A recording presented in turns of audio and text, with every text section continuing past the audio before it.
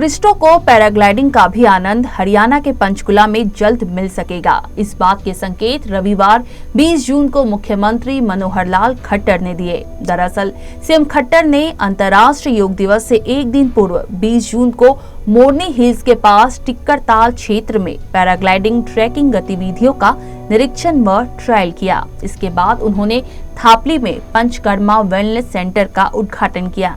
इस दौरान सीएम मनोहर लाल खट्टर ने खुद पैराग्लाइडिंग का आनंद भी लिया। इतना ही नहीं, सीएम ने कहा कि पंचकुला में लोगों को पैराग्लाइडिंग करने का अवसर नहीं मिलता। लोगों को इसके लिए मनाली और उत्तराखंड जाना पड़ता था। अब हमें हरियाणा में एक जगह पैराग्लाइडिंग का स्थान मिला है। हमने पंचकुला में पैराग्लाइडिंग के लिए जगह चिन्हित कर ली है। सरकारी प्रवक्ता ने बताया कि शिवालिक की पहाड़ियों के बीच बसे पंचकुला को पर्यटन केंद्र के रूप में विकसित किया जा रहा है।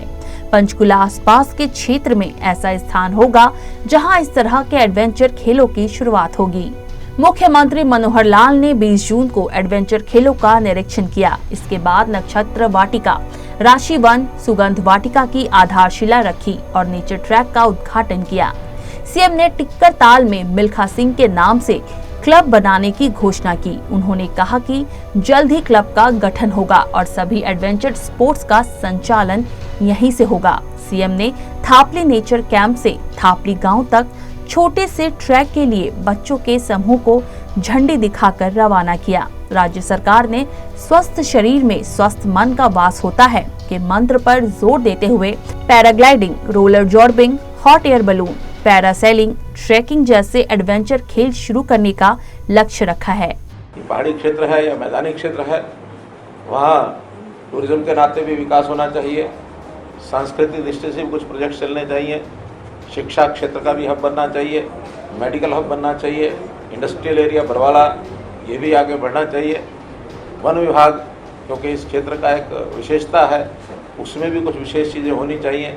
और टूरिज्म हब के नाते जो पंचकुला में विकास विकसित करने की बात हमने कुछ दिन पहले की थी, उसी में आज का ये जो पैराग्लाइडिंग का एक कार्यक्रम। अब ये पैराग्लाइडिंग इस इलाके के लोगों को बहुत दूर दूर तक मिलती नहीं है। या तो मनाली में जाके पैराग्लाइडिंग होती है या फिर कहीं उत्तराखंड में पैराग्लाइडिंग होती है, हिमाचल मनाली है, लेकिन और स्थानों पर नज़दीक कहीं पैराग्लाइडिंग नहीं है।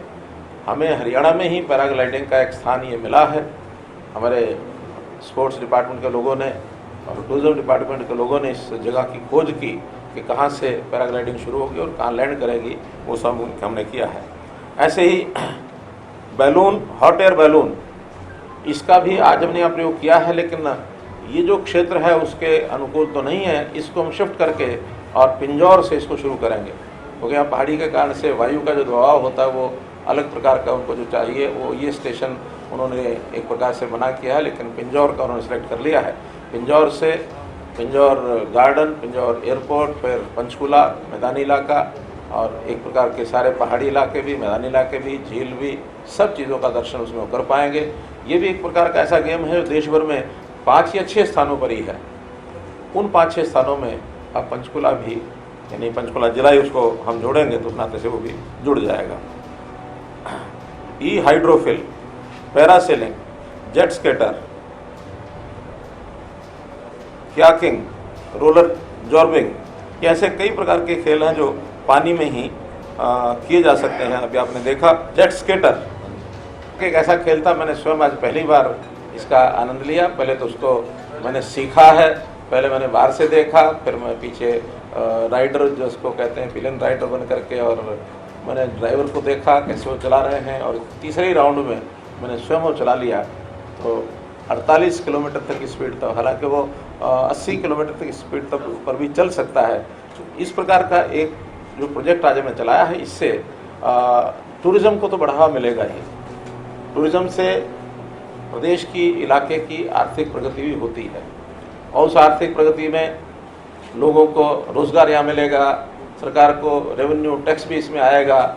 और जो बाहर के लोग जब आते हैं तो केवल मेन मुख्य गतिविधियां ना होकर के अतिरिक्त गतिविधियां भी जो चलती हैं, कहीं किसी का ढाबा है, किसी का रेस्टोरेंट है, किसी को स्टे होम की कुछ सुविधा हम देने वाले हैं, पॉलिसी बनाने वाले हैं, घरों में ठहरने के लिए कोई छोटे बड़े होटल बन जाएंगे, वो आकर रुकेंगे लोगों को नौकरी के लिए, रोज़गार के लिए। क्योंकि ये जो पैराग्लाइडिंग का कार्यक्रम कर रहे हैं, इसमें उन्होंने तय किया कि लोकल जितने एरिया के नौजवान हैं उन्हीं को ट्रेनिंग कराएंगे और एक क्लब के रूप में इसको विचार किया है कि इसको एक सिस्टम बनाएंगे।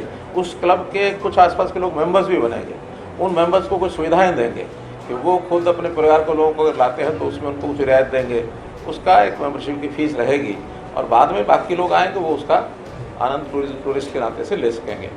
और इस क्लब का जो नाम एक विचार आया है, अब आप अगर कहेंगे सब लोग मिल करके, मैं डेमोक्रेटिक आदमी हूँ, अगर आप कहेंगे वो नाम ठीक है तो वही रख देंगे, फ्लाइंग मिल्खा सिंह क्लब।